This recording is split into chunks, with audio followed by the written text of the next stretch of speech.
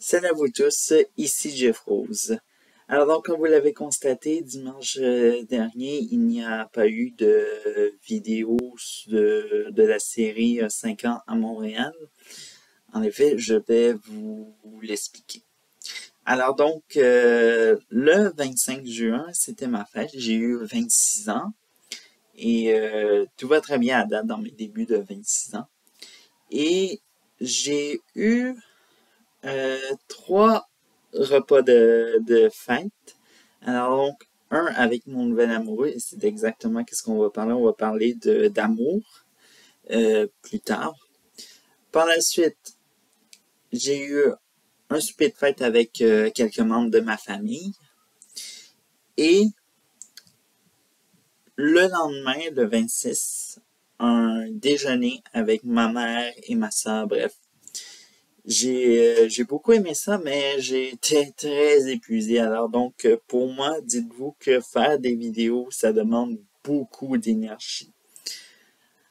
Alors donc, je conclus cette parenthèse et on va dans notre vif du sujet qui sera presque ou peut-être XXX.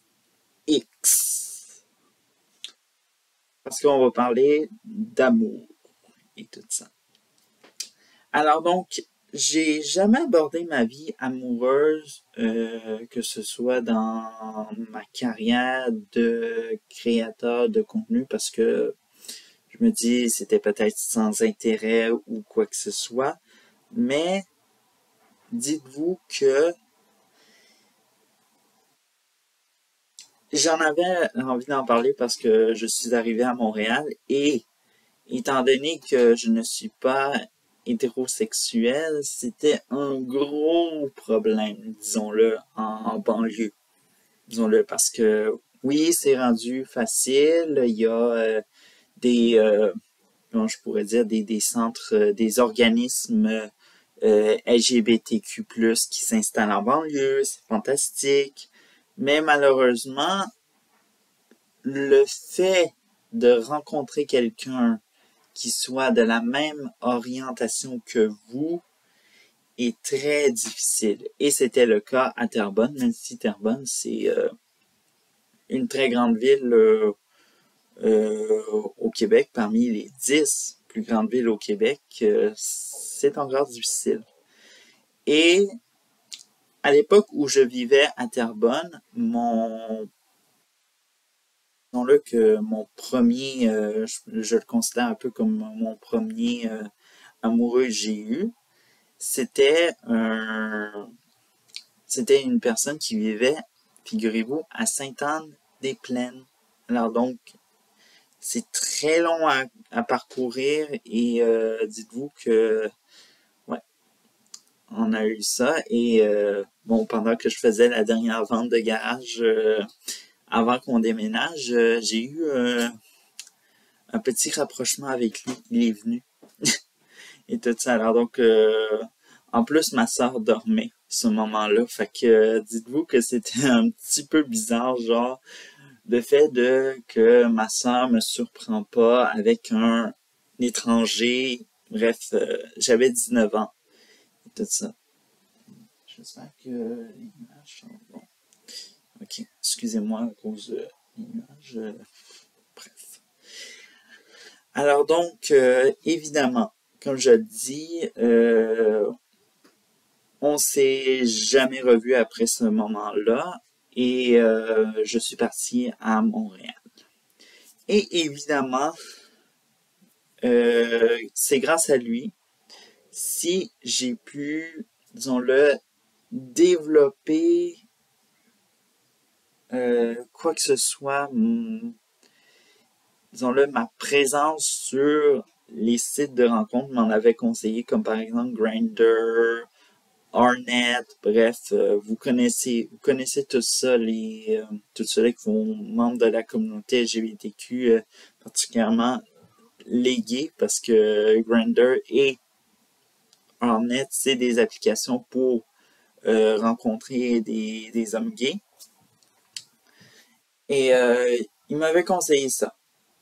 Alors donc, Je suis à Montréal. Je navigue sur Grindr, beaucoup sur Grindr.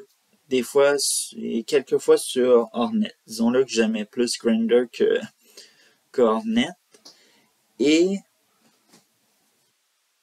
euh, à un moment donné, je tombe et là, c'est là où ça devient XXX. Je rencontre un... Là, je serais zéro réserve avec vous. C'était un homme de 60 ans, marocain, ouais, c'est ça. Et ça a été ça un peu ma première relation à Montréal. Alors donc, c'était avec lui. En plus, il faisait super chaud. Alors donc, dites-vous que quand on faisait... c'était vraiment... il faisait super chaud comparé, figurez-vous à moi, là. Alors donc, dites-vous que sa chaleur plus la chaleur de mère nature, c'était un véritable enfer, surtout dans un lit. Alors donc, ouais, c'est ça, j'ai eu une super belle soirée avec lui. On s'est fait un souper. Vraiment, c'était fantastique. Et d'autre part, ça a été un peu ça. Fait qu'on s'est laissé, on est parti chacun de notre côté. On a tenté de se voir, des temps de se tenter. Et la fois où je l'ai reparlé, il était en couple avec quelqu'un et il voulait même me proposer des tentatives d'adultère, genre tu trompes ton, ton partenaire, quelque chose. Je serais prête à faire de l'adultère, mais sérieusement, tu me proposes ça, mais il faut que ce soit réellement organisé pour faire de l'adultère. Bref. Par la suite, j'ai continué ma recherche. Et par la suite, je tombe sur quelqu'un de correct, disons-le, dans mon âge. Et voilà un peu comment ça s'est passé. Alors donc, j'arrive, il habite entre l'arrondissement Outremont et l'arrondissement Côte-des-Neiges Notre-Dame-de-Grâce. Et moi, ce qui m'a charmé premièrement, c'était pas lui en premier, ça a été le quartier. Parce que évidemment, on s'entend que son coin, c'était vraiment charmant et tout ça. Et c'est ça, j'arrive, tout va très bien, tout ça. On se parle et évidemment, euh, la première fois qu'on s'est vu, il y avait une grosse différence entre moi et lui. Lui, c'était un sort il y avait un style emo, gothique, bref, quelque chose de super différent à mon égard parce que moi qui s'habille de manière très variée, quoi que ce soit, mais je respectais ses choix, tout ça. Alors donc, ça faisait aussi beaucoup jaser. Alors donc, dites-vous dans la famille, surtout ma famille, ma mère qui disait ah, tu as pas peur qu'il t'influence, que tu deviens comme lui, puis ok, du calme, on sait que ça va pas, je vais pas devenir comme lui là. Ai-je l'audace de me mouiller dans l'influence de quelqu'un d'autre? Non.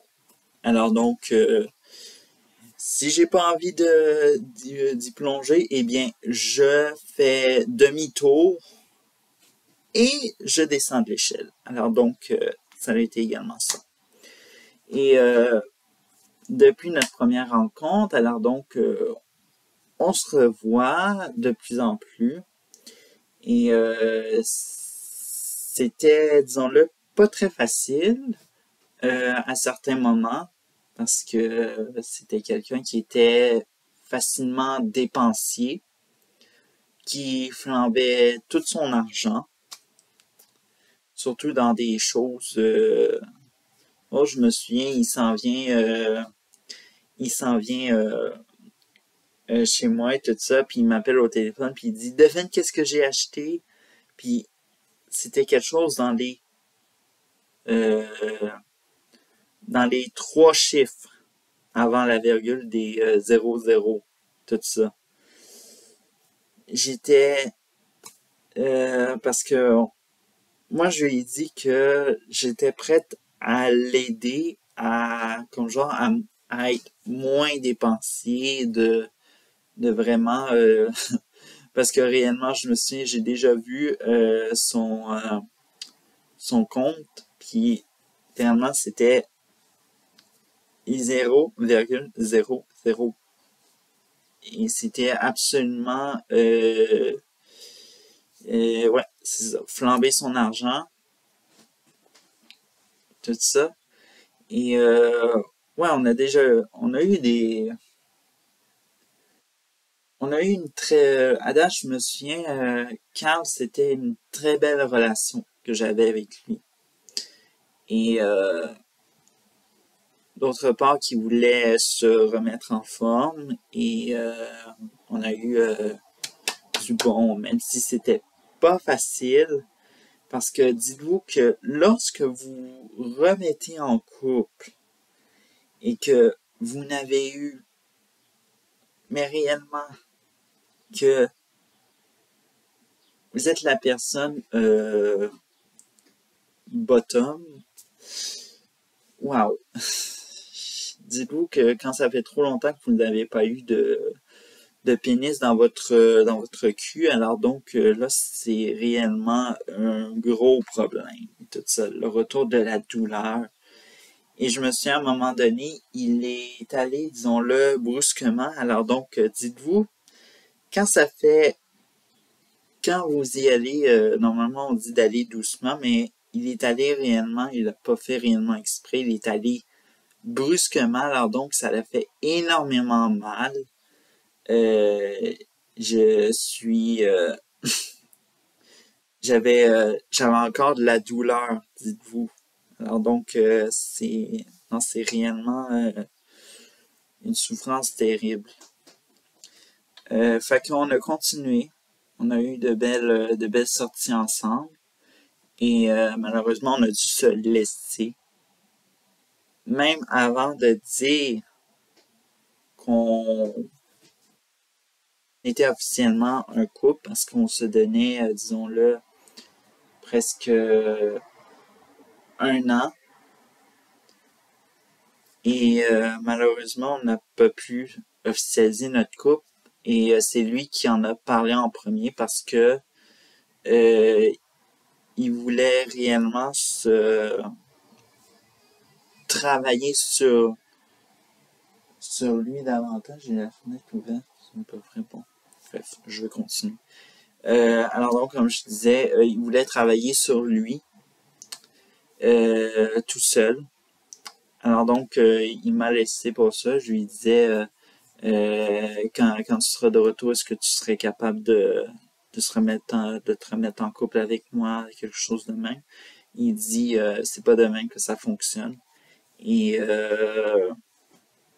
alors donc, on s'est laissé. Moi, je me remettais ça a été un énorme coup, surtout quand tes débuts de relation avec quelqu'un fonctionnent tellement bien que tu te revois de multiples reprises avec lui, puis que tu développes, je sais pas moi, tu développes quelque chose avec lui, des points en commun, non mais ça a été un coup ça a été un coup très dur pour moi. Et c'est là où ça a été difficile par la suite parce que par la suite, il faut que tu te remettes sur Grindr. On avait tous les deux supprimé nos comptes pour être officiellement un couple, être tous les deux réellement ensemble et non toujours tourner sur d'autres personnes. Alors donc, c'est ça. J'ai dû me refaire un compte sur Grindr, sur Hornet. Essayer plein d'autres. Attends, même le dernier c'était Fruits. Alors donc, parce que tout le monde en parlait de Fruits, que c'était une nouvelle relation, mais malheureusement, ça n'a pas fonctionné et bref. Alors donc, c'est ça, j'essaie plusieurs rencontres, ça fonctionne pas, c'est toujours comme genre une nuit, soit des one night. Et non, j'étais totalement désespéré. Et d'autant plus que désespéré de toujours aller sur Grindr, avoir des conversations. Des fois, c'était des conversations qui étaient toujours en train de finir donne-moi tes nudes ou quelque chose de même. Ça devenait désespérant énergiquement et aussi mentalement. Parce que tu veux être en couple, tu veux pas finir toute seule, mourir toute seule. Et voilà. Et là, si en même temps j'ai vécu réellement des expériences aussi, j'ai déjà rencontré un nudiste et tout ça. Oui, j'ai eu une expérience nudiste et tout ça, et je vous dirais que je ne ferai jamais du nudiste parce que mais c'est quoi cette vie? Mais c'est quoi comme genre ce mode de vie-là? Genre, je sais pas, moi j'ai été trop habitué de vivre habillé, fait que bref. Aussi, avant que je rencontre officiellement mon deuxième partenaire, et oui, nous sommes officiellement en couple et tout ça, alors donc, la personne que je parle avant de mon deuxième partenaire, c'était un Dominicain. Alors donc, ouais, tout ça, je me disais, tiens, ça fait du bien et tout ça. On parlait beaucoup de son passé de professeur de langue française. On a parlé de plein de choses et tout ça. Je pensais que c'était des choses qui allaient fonctionner, tout ça. Puis au final, c'était quelqu'un de super occupé. Puis non, je me disais c'était non, genre. Alors donc, c'est ça, on s'est laissé. Un autre, c'était un Roumain. Alors donc, un daddy roumain. Alors donc, avec l'accent là. Avec l'accent roumain, là, littéralement. Il roule les reins, les R, excusez-moi, pas les reins. Il roule les R, tout ça. Alors donc, ouais. J'ai beaucoup de variété et tout ça et d'audace pour me mouiller des fois dans des expériences et tout ça. Alors donc, là, je vous parle littéralement de qu'est-ce qui se passe actuellement. Là, je suis en couple avec un homme et tout ça. Alors donc, il est venu me parler. Il dit, ouais, j'ai vu que tu cherchais du sérieux. Est-ce que tu serais prête à faire une relation avec moi? Euh, Au tout début, on s'est pas mis en statut de couple, mais on a dit pendant un mois, on se voit et ça n'a pas été facile, je dois vous le dire, avec les couvre-feux, les restrictions du COVID-19. Je dois vous dire que même avant que je le rencontre, ça a été difficile avec d'autres. Je me souviens, c'était un gars du quartier.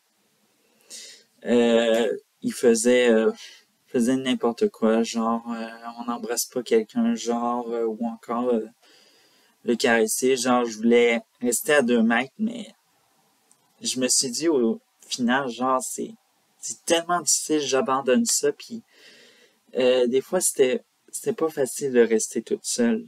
Alors donc ouais. Euh, Là actuellement, vu que toutes les mesures ou presque se sont en allées, je suis en couple. C'est ça qui est le meilleur de cette fin, presque fin des restrictions. Je suis en couple avec un homme super passionnant, qui est affectueux, qui sait bien faire la cuisine aussi, et d'ailleurs je dois vous dire quelque chose, tous les deux, on a le point en commun d'adopter un enfant. Alors donc, je ne sais pas si ça va se réaliser ou pas, mais moi c'est mon souhait d'abord d'adopter un enfant adopté euh, ici au Canada, pas de l'adoption à l'international. C'est pas parce que je n'aime pas les autres races ou quoi que ce soit. Moi, je préfère rendre heureux un enfant canadien qu'un enfant qui est ailleurs sur Terre et tout ça. Moi, je pense qu'il faut rendre heureux nos enfants d'ici et non ceux d'ailleurs. Alors donc, voilà, c'était un peu mon expérience amoureuse à Montréal. Si ça vous a inspiré, inspiré tout ça, excusez-moi, euh, n'hésitez pas à commenter, à témoigner votre expérience amoureuse à Montréal. Et bref, alors donc je vous dis à une prochaine vidéo.